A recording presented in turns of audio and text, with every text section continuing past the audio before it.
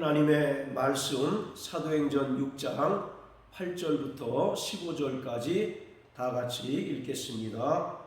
스데반이 은혜와 권능이 충만하여 큰 기사와 표적을 민간에 행하니 리버디노 구레네인 알렉산드리아인 길리기아와 아시아에서 온 사람들의 회당이라는 각 회당에서 어떤 자들이 일어나 스데반으로 더불어 변론할세 스데반이 지혜와 성령으로 말함을 저희가 능히 당치 못하여 사람들을 가르쳐 말시키되 이 사람이 모세와 하나님을 모독하는 말하는 것을 우리가 들었노라 하게 하고 백성과 장로와 서기관들을 충동시켜 와서 잡아 가지고 공회에 이르러 거짓 증인들을 세우니 가로되 이 사람이 이 거룩한 것과 율법을 거스려 말하기를 마지 아니하는도다.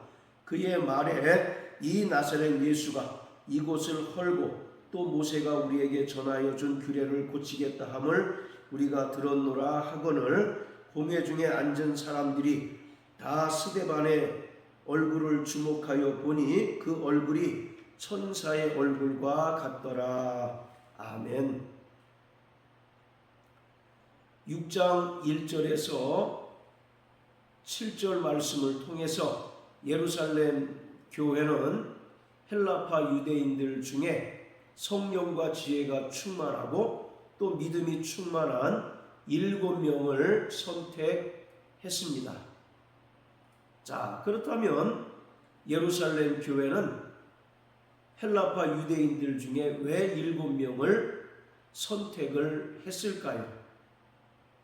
예루살렘 교회의 12사도가 구약 이스라엘 12지파를 회복하기 위하여 선택이 되어서 이스라엘의 잃어버린 양들에게 복음을 전하였다면 누가복음 10장에 등장하는 70명의 전도 대원은 이방인과 또 이방인 지역에 복음을 전파하도록 택함을 받은 자들이었습니다.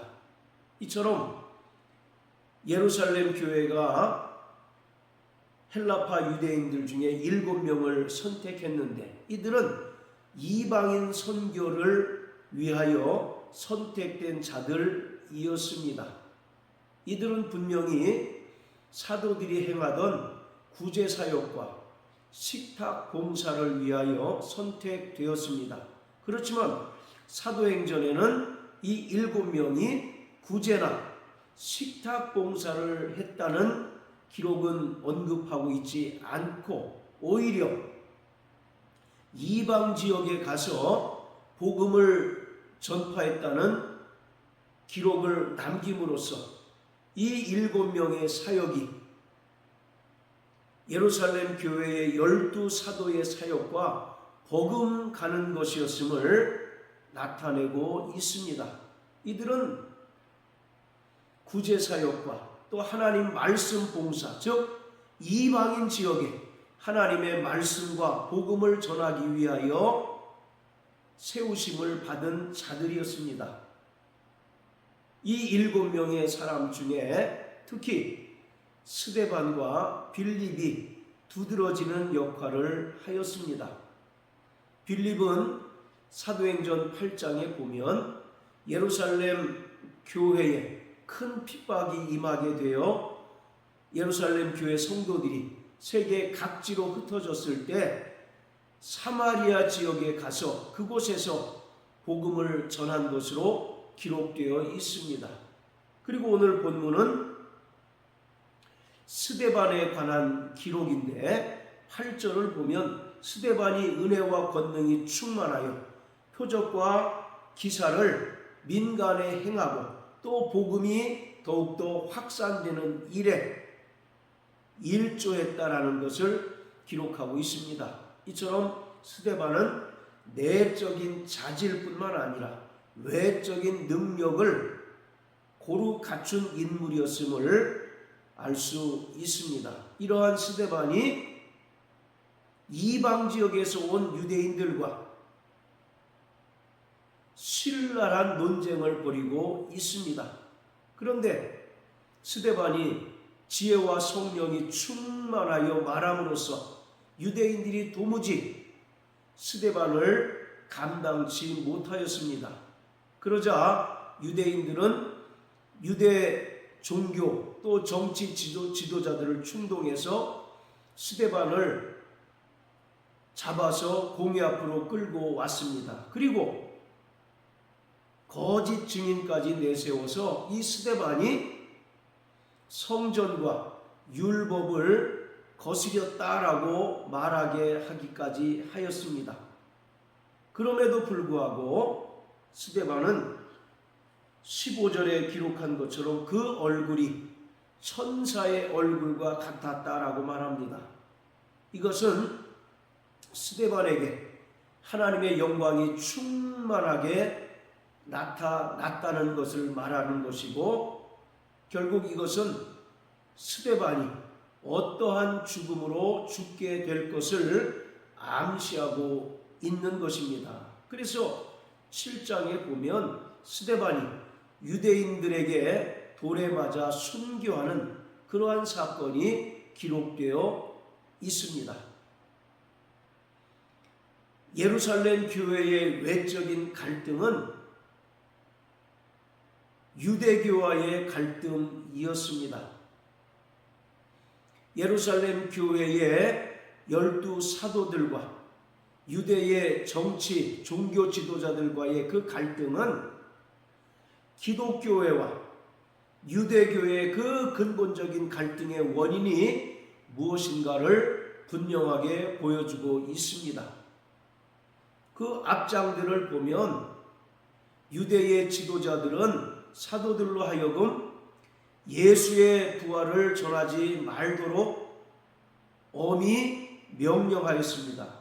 그럼에도 불구하고 사도들이 더욱더 담대히 예수 이름과 복음을 전하자 심지어 그들을 옥에 가두기까지 하고 또 채찍으로 때려서 엄히 전파하지 못하도록 금지하였습니다. 이러한 예루살렘 교회와 유대교의 그 갈등은 근본적으로 기독교회가 유대교회에 뿌리를 두고 있지만 유대교를 극복한 종교임을 분명하게 나타내주고 있습니다. 로마서 11장에 보면 참 감람나무와 돌 감람나무를 말하고 있는데, 바로 참 감람나무는 이스라엘을 가리킵니다. 그리고 돌 감람나무는 이방인을 말하는데, 돌 감람나무가 참 감람나무에 접붙임을 당했다라고 바울은 말합니다. 이것은 기독교의 뿌리가 바로 유대교임을 말하는 것이고, 기독교회는 유대교의 열매임을 말하고 있는 것입니다. 이러한 기독교와 또 유대교의 첨예한 갈등은 스데반에게도 이어졌고, 또 결국 그가 돌에 맞아 순교를 당하고, 또 사도행전 8장에 기록한 것처럼 교회가 핍박을 받게 되는 결과를 초래하게 되었습니다.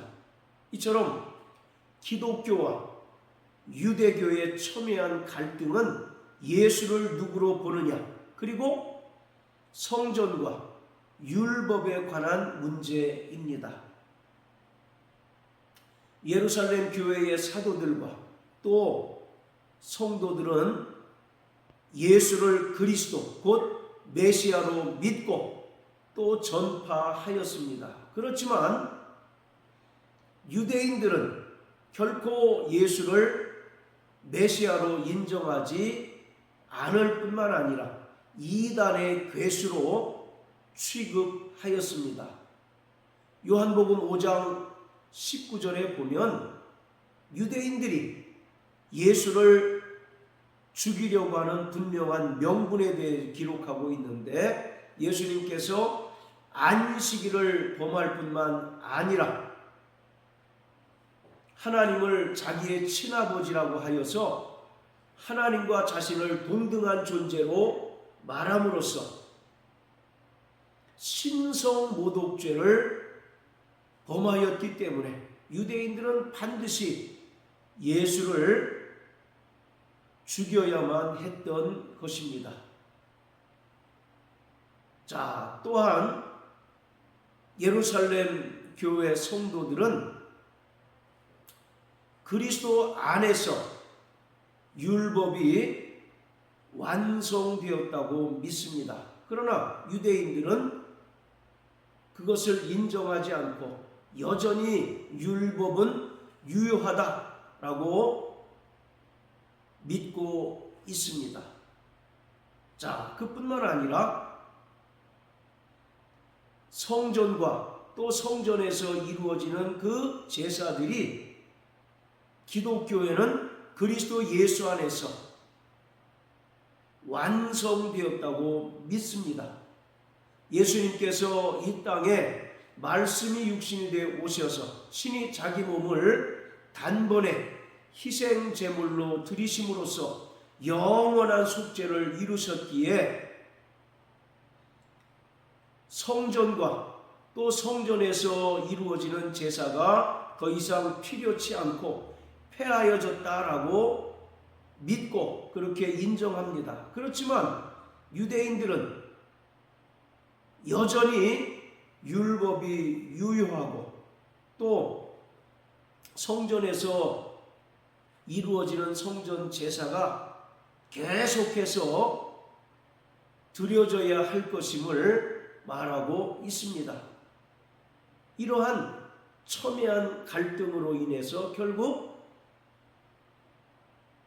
스데반이 유대인들에 의해서 돌에 맞아 순교하는 사건이 발생하였고 또 8장에서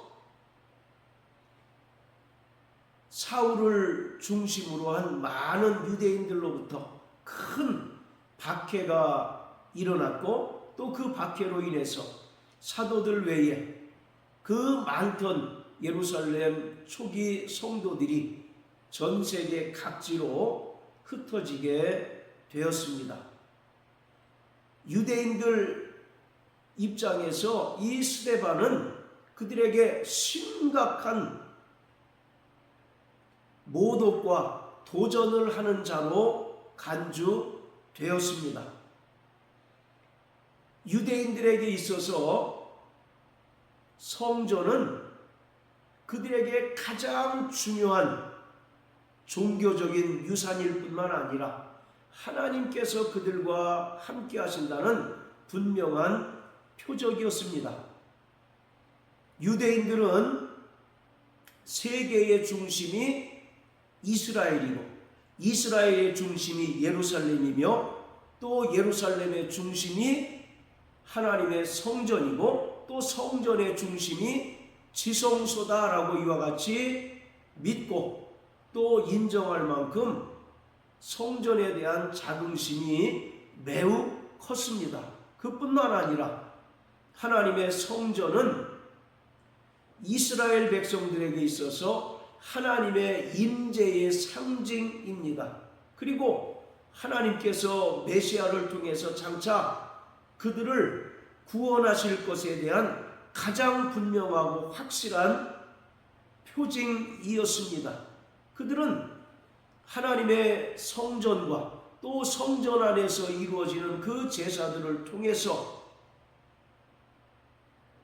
믿음을 유지하고 믿음을 지속할 수 있었던 것입니다. 그런데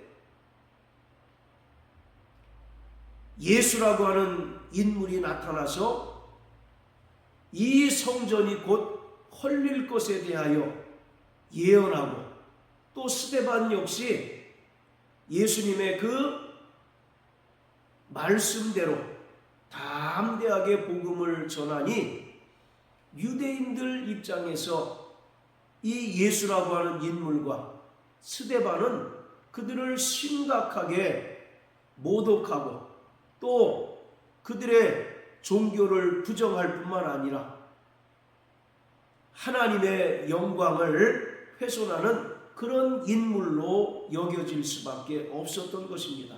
그래서 유대인들은 예수님을 결국 십자가에 못 박아 죽게 하였고, 또 스데반 역시 돌에 맞아 죽게 되는 운명을 맞이하게 되었습니다. 이 유대인들은 예수를 저주할 자로 여깁니다.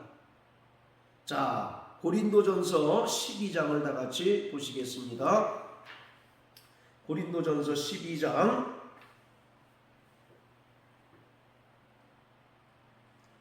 1절부터 3절까지 읽겠습니다. 형제들아, 신령한 것에 대하여는 내가 너희의 알지 못하기를 원치 아니하노니 너희도 알거니와 너희가 이방인으로 있을 때에 말 못하는 우상에게로 끄는 그대로 끌려갔느니라. 그러므로 내가 너희에게 알게 하노니 하나님의 영으로 말하는 자는 누구든지 예수를 저주할 자라 하지 않고, 또 성령으로 아니하고서는 누구든지 예수를 주시라 할 수 없느니라. 하나님의 영으로 말하는 자는 예수를 저주할 자라 하지 않는다고 말합니다. 그리고 성령으로 아니하고서는 누구든지 예수를 주시라 할 수 없다라고 말합니다. 여기서 유대인들이 예수를 보는 시각이 어떠한가를 알 수가 있는데, 유대인들은 철저히 예수를 저주할 자, 즉 하나님 앞에 저주받은 자라고 간주하고 있었다는 것입니다. 자, 또 이사야서 53장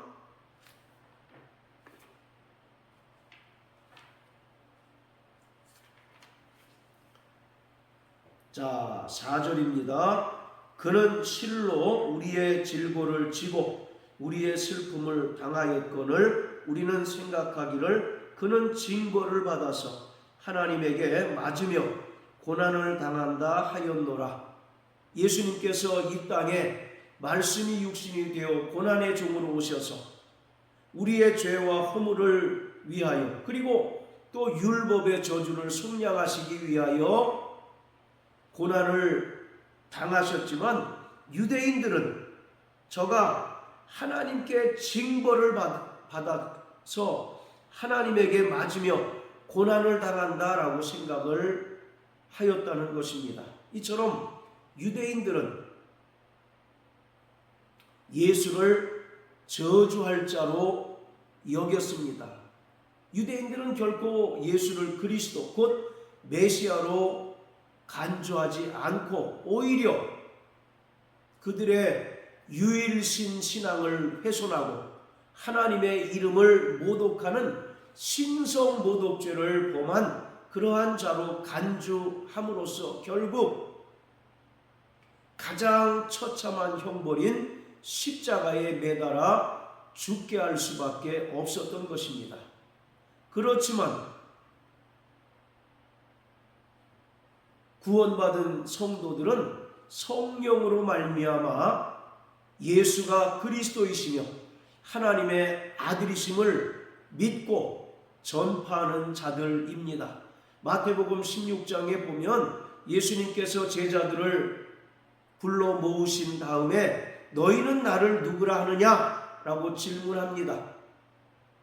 그런데 많은 제자들은 예수를 선지자 중에 한 분으로 인정을 하였지만, 베드로만큼은 주는 그리스도시요 살아계신 하나님의 아들이십니다 라고 고백하였을 때 예수님께서 그를 칭찬하시면서 이 반석 위에 내 교회를 세울 것이다 라고 말씀하십니다. 여기서 이 반석이라고 하는 말은 주는 그리스도시요 살아계신 하나님의 아들이심을 믿고 고백하는 그 신앙 고백 위에 그리스도의 몸된 교회를 세우시겠다는 것을 말합니다. 그래서 교회의 가장 근본적인 신앙 고백은 주는 그리스도시요 살아계신 하나님의 아들이십니다 라고 하는 고백입니다. 이 고백 위에 주님이 교회를 세우시고 구원받은 성도들을 불러 모으셨습니다.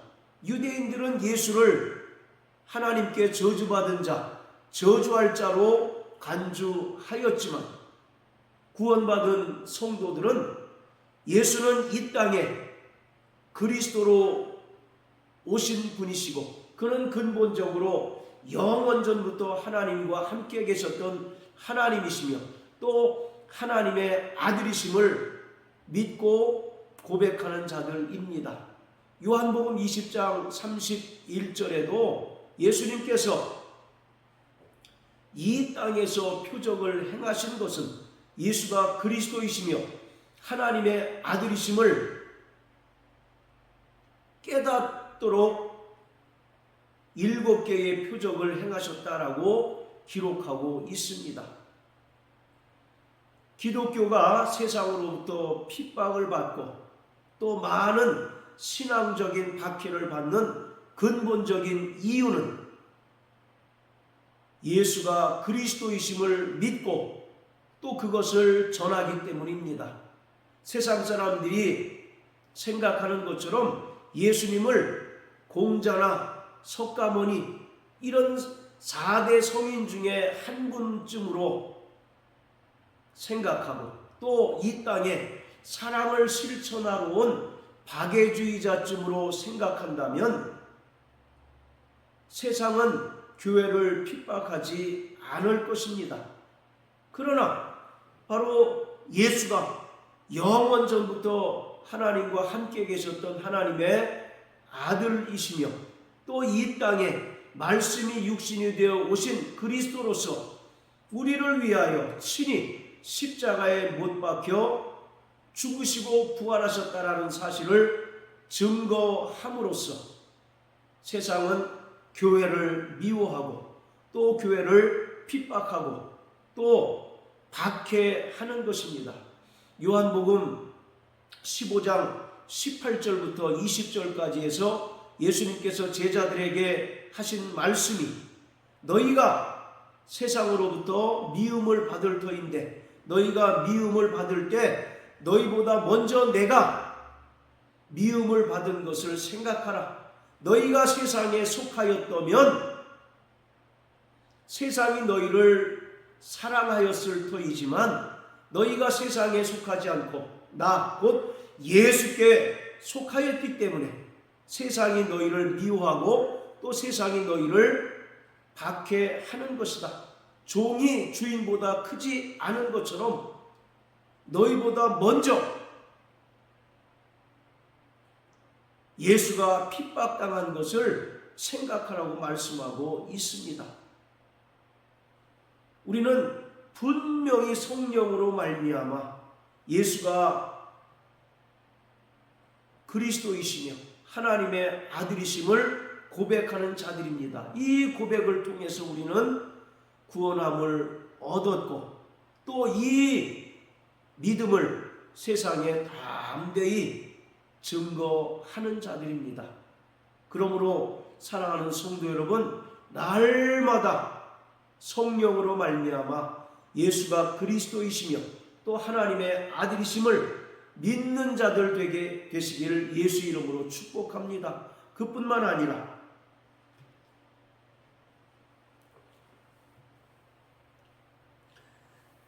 사도행전 5장 42절에 보면 저희가 날마다 성전에 있든지 집에 있든지 예수는 그리스도라 가르치기와 전도하기를 쉬지 아니하였다라고 말한 것처럼 우리는 예수가 그리스도이시며 하나님의 아들이심을 믿고 고백할 뿐만 아니라 이 세상을 향하여 담대히 주는 그리스도시요 살아계신 하나님의 아들이심을 증거하고 전파하는 자가 되어야 합니다. 이런 믿음의 결단으로 예수를 증거하고 또 전파하는 자 되시길 예수 이름으로 축복합니다. 할렐루야.